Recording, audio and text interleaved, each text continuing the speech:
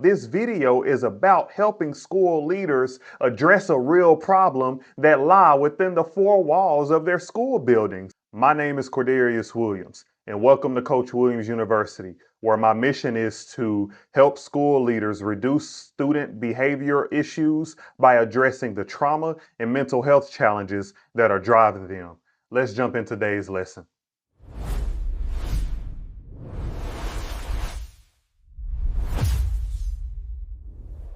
I like to dive into the campus improvement plans. Those are called CIPs, is what I refer to them as today. I like to dive into CIPs, and I found a few interesting statements in the CIPs, interesting problem statements in the CIPs. One campus listed this problem. They said that the discipline referrals for African American students sit at 62%. The problem is Black students only account for 36% of the population. Another school put it like this: Black students received 1,387 of the campus's 1,995 written referrals. Another campus reported that Black students represent 26% of the student population, but accumulated 44% of ISS, 53% of OSS, and 43% of DAEP placements. And the problem that they're naming in a nutshell is this: Black students are a smaller percentage of the population, but a higher percentage of the disciplinary incidents. And that's when you open up the ISS door, there are predominantly minorities in there. I'm not saying that we should excuse them for their behavior. No, what I'm saying is that we need to get down to the root of why they are misbehaving. And that's what Coach Williams University is about. Coach Williams University is about bringing awareness to trauma and mental health of adolescents. Why? Because that is the driving force behind the behavior that they are exhibiting. Agree or disagree? What we can agree on is that the current systems that these districts are using aren't working. Because if they were working, the numbers would be going down. But this has been a recurring issue for years, and is going to continue to be a problem if we do not apply the appropriate solutions. Some of the solutions in the CIPs are landing on a system called PBIS. That stands for Positive Behavior Incentive System. You see, this is a system that rewards positive behavior. The rationale behind this is, if I have a student that is exhibiting negative behavior, but they decide to do something good, I'm going to give them points for doing something good and hope that me giving them points for doing something good will erase the negative behavior, right? Or you have the student that always performs great. They always do positive behavior, so they always receive these points. That's what the PBIS system is created to do. But many districts are finding a gap with this system. They are seeing inconsistency in how PBIS is actually being applied from campus to campus and classroom to classroom, meaning that everybody inside of that district is doing it differently. Why though? Because so many people are finding the same gaps. I reward the bad student for their good behavior, but after a week, that said student is still exhibiting the negative behavior. And it's just a cycle of negative behavior and positive behavior. So that raises the real question: why is there a gap between the system on paper and the system in practice? Here's why there's a gap. Because a student may behave well enough to earn all the points needed to receive the reward, yet the underlying cause of the behavior remains unchanged. You know, giving a bad student points and hoping that their negative behavior stops is equivalent to putting a Band-Aid on a cut that requires stitches. The blood is never going to stop. I may reduce the blood, I may minimize the blood, but the blood is never going to stop, because a Band-Aid doesn't need to go on a wound that needs some stitches, right? And similarly speaking, PBIS points are the Band-Aid to negative behavior. Negative behavior runs deeper than I'm going to give you points when you do good. That student literally needs to understand why they can't do good. So the question still remains, how do I reduce the disciplinary infractions of African American students? My answer is simple.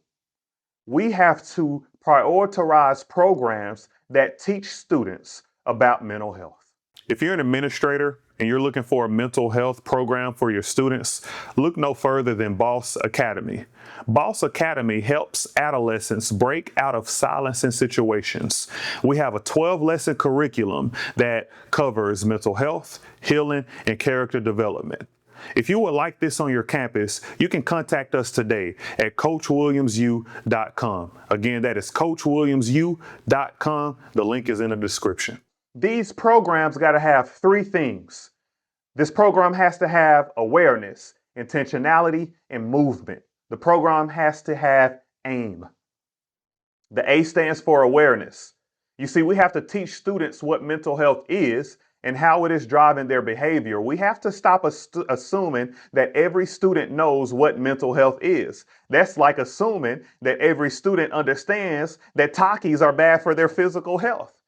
No, they don't get it. They don't understand it. All they know is that the Takis taste good. Similarly speaking, all these students know is that when they vape and when they fight, they feel good afterwards, even if they got to do some damage in between. At least they got out what was depressing them. At least they got out of their mind what was hurting them. At least it was released from their body. They don't understand what mental health is. It's still relatively new. And so we have to do a great job educating our students, right, about what mental health really is and how it is driving their behavior.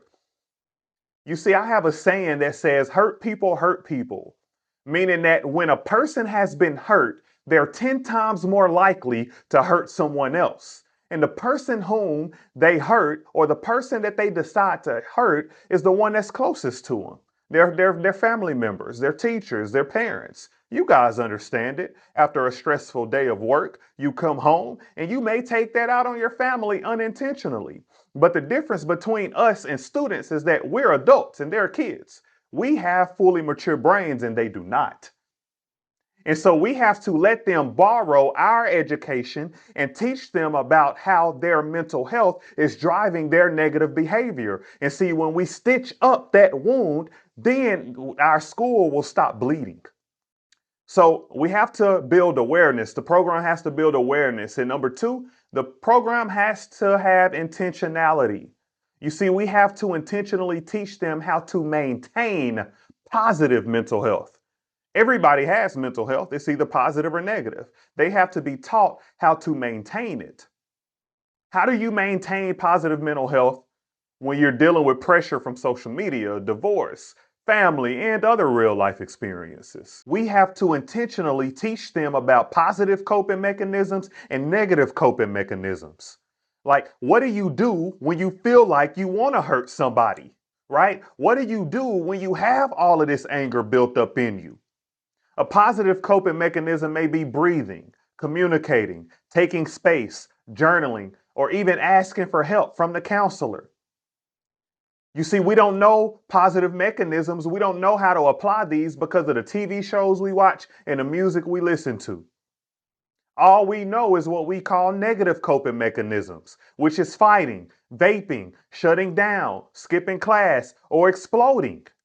That's all we know because that's all we see. And we're not going to do better until we learn better. This program not only has to have awareness and intentionality, it also has to have movement, meaning that we have to teach them how to use those skills to be more focused in class, to stop misbehaving, and to accomplish their long-term goals. So we need to be intentional about investing in a program that teaches our students these things. It teaches them what mental health is. It teaches them how to be intentional with the positive coping mechanisms. It teaches them how to maintain their mental health. That's why I created Coach Williams University, because as an educator who has been in the system for over 10 years, I realize that there is a huge problem with the disciplining of Black students.